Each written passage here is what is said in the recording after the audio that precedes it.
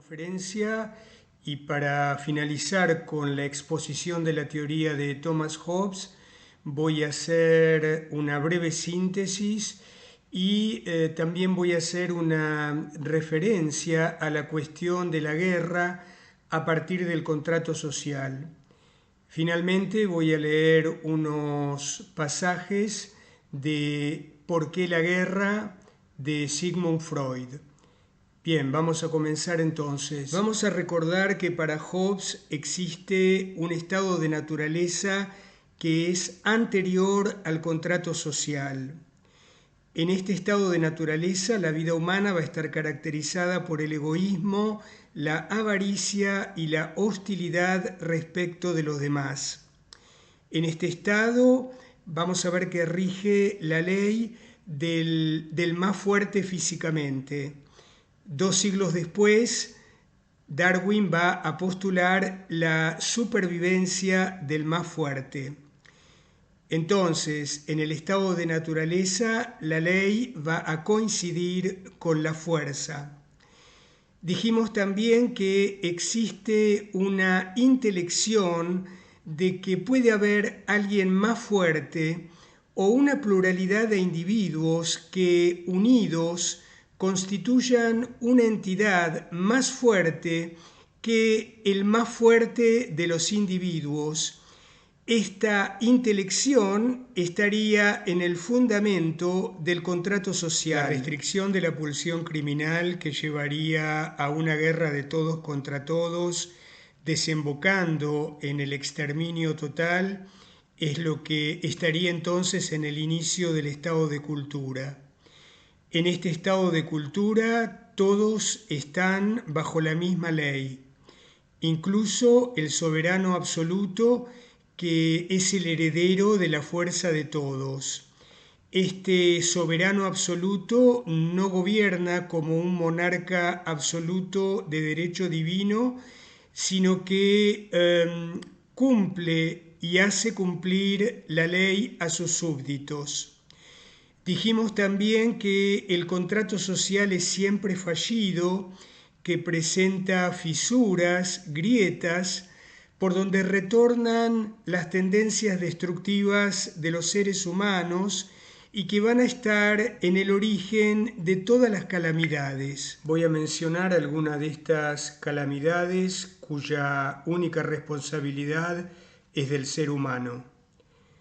Las guerras imperialistas, la corrupción de los sectores que concentran avariciosamente la economía, la desigualdad social, la indigencia, el racismo fenotípico, étnico y sexual, la gerontofobia, la aporofobia, la desnutrición y muerte infantil por hambre, el saqueo y exterminio de sociedades con una tecnología menos compleja y la destrucción de la naturaleza. De todas estas calamidades mencionadas me voy a referir muy brevemente a la cuestión de la guerra a partir del contrato social.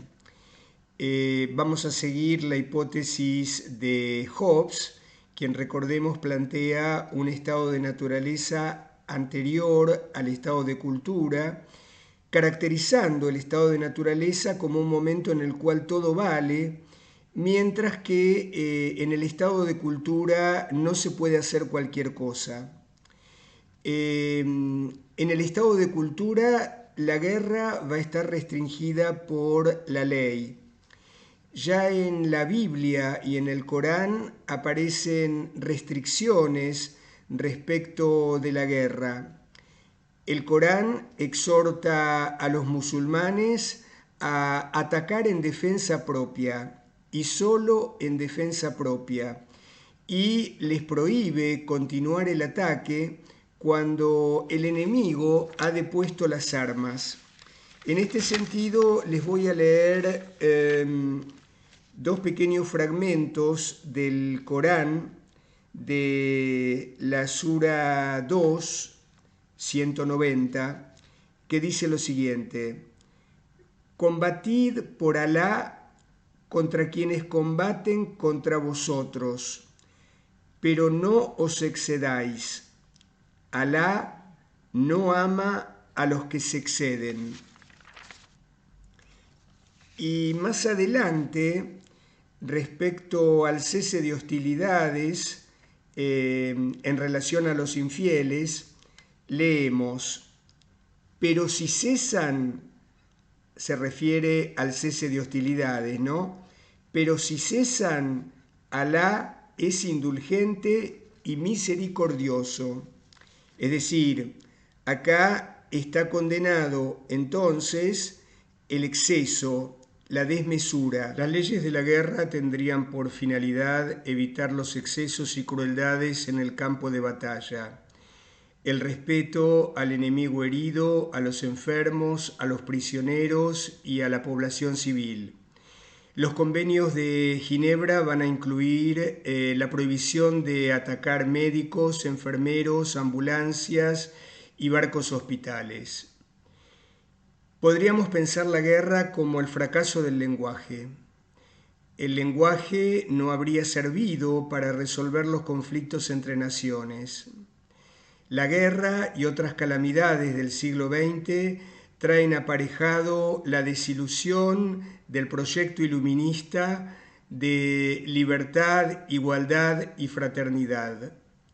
Hay una derrota del racionalismo. Podríamos preguntarnos, y tal vez sea una pregunta retórica, si estas leyes de la guerra que imponen restricciones respecto de las crueldades innecesarias han sido respetadas o si el ser humano ha dado rienda suelta a la crueldad que forma parte de su condición. Sabemos que la guerra del 14, la Gran Guerra, uno de los episodios más cruentos y sangrientos de la historia del siglo XX, con millones de muertos y de heridos en el campo de batalla, va a desembocar en una crisis axiológica. El sistema de valores vigente hasta ese momento empieza a ser cuestionado. La idealización de la razón como motor del progreso sufre una derrota. La idea de progreso como un movimiento incesante hacia lo mejor, eje del pensamiento iluminista del siglo XVIII, se desmorona.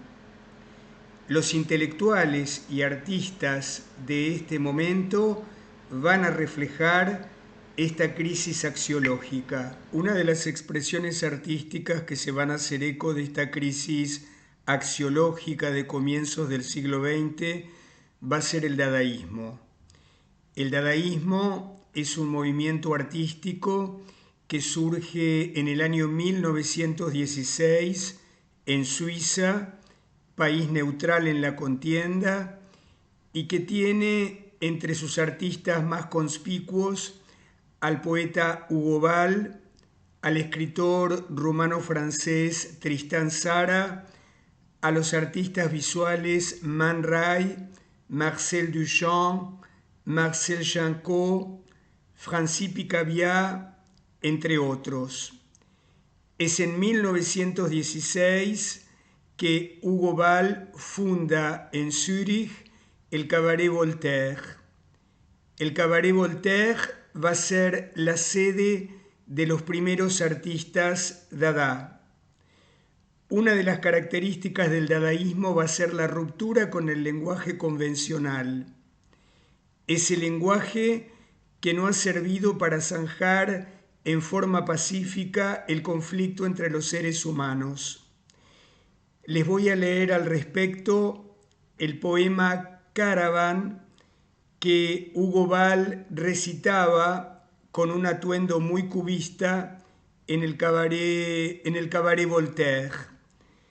Les voy a leer solamente un fragmento de ese poema en donde aparecen significantes sin ningún sentido.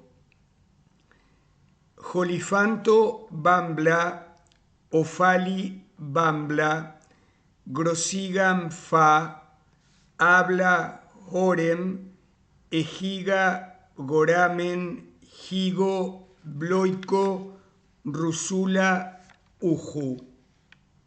Este es el poema, un fragmento del poema Caravan de Hugo Ball.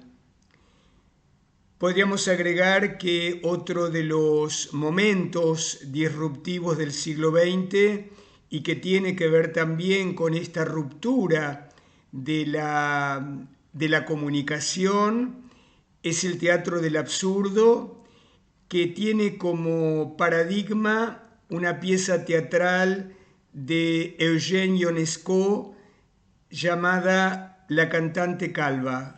Cuando mencioné a los artistas representantes del movimiento dadaísta, omití decir que Tristán Tzara es el autor del manifiesto dadaísta.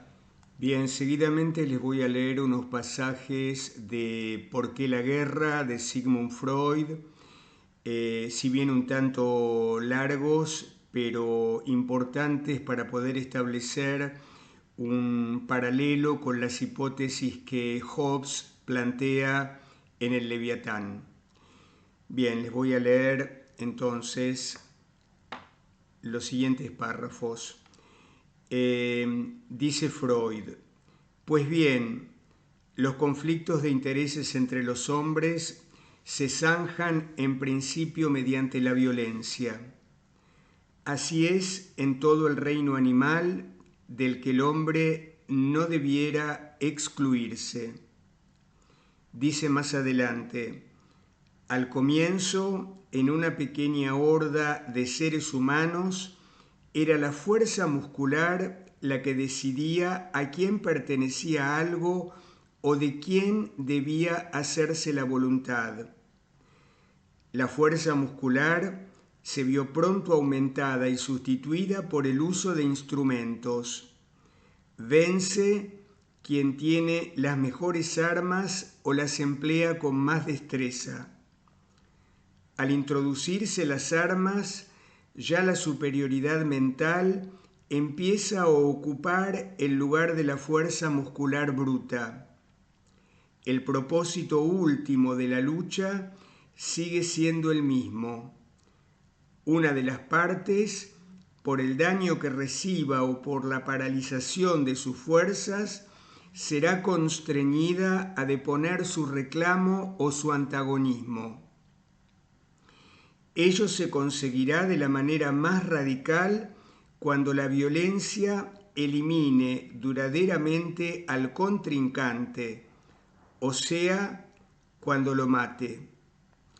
Esto tiene la doble ventaja de impedir que reinicie otra vez su oposición y de que su destino hará que otros se arredren de seguir su ejemplo. Además, la muerte del enemigo satisface una inclinación pulsional que habremos de mencionar más adelante. Es posible que este propósito de matar se vea contrariado por la consideración de que puede utilizarse al enemigo en servicios provechosos si, amedrentando, se lo deja con vida. Entonces, la violencia se contentará con someterlo en vez de matarlo. Es el comienzo del respeto por la vida del enemigo, pero el triunfador tiene que contar en lo sucesivo con el acechante afán de venganza del vencido y así resignar una parte de su propia seguridad. Bien, voy a seguir leyendo. Dice Freud: he ahí pues el estado originario, el imperio del poder más grande, de la violencia bruta o apoyada en el intelecto. Sabemos que este régimen se modificó en el curso del desarrollo. Cierto camino llevó de la violencia al derecho.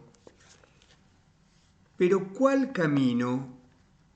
Uno solo, yo creo. Pasó a través del hecho de que la mayor fortaleza de uno podía ser compensada por la unión de varios débiles. L'union fait la force. La violencia es quebrantada por la unión y ahora el poder de estos unidos constituye el derecho en oposición a la violencia del único. Vemos que el derecho es el poder de una comunidad. Sigue siendo una violencia pronta a dirigirse contra cualquier individuo que le haga frente. Trabaja con los mismos medios, persigue los mismos fines. La diferencia solo reside real y efectivamente en que ya no es la violencia de un individuo la que se impone, sino la de la comunidad. Ahora bien, para que se consume ese paso de la violencia al nuevo derecho, es preciso que se cumpla una condición psicológica. La unión de los muchos tiene que ser permanente, duradera. Nada se habría conseguido si se formara solo a fin de combatir a un hiperpoderoso y se dispersara tras su doblegamiento. El próximo que se creyera más potente aspiraría de nuevo a un imperio violento y el juego se repetiría sin término. La comunidad debe ser conservada de manera permanente. Debe organizarse, promulgar ordenanzas, prevenir las sublevaciones temidas, estatuir órganos que velen por la observancia de aquellas, de las leyes, y tengan a su cargo la ejecución de los actos de violencia acordes al derecho.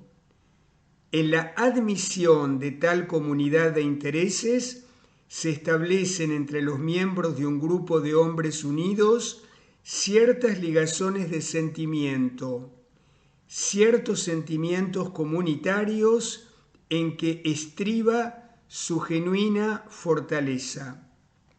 Bien, les quería leer estos pasajes de ¿Por qué la guerra?, de Sigmund Freud, como les decía, para establecer un paralelo con lo que plantea Hobbes en el Leviatán. Para finalizar entonces, me gustaría agregar que desde el fondo de los tiempos, Caín sigue matando a Abel. Tener presente esto es un modo de conjurar a Tánatos que está siempre acechando. Bien, vamos a dejar acá por hoy y como les digo siempre, cualquier pregunta, cualquier duda, cualquier sugerencia que quieran hacer, la pueden dejar debajo del video en el sitio digital y yo responderé oportunamente. Muchísimas gracias.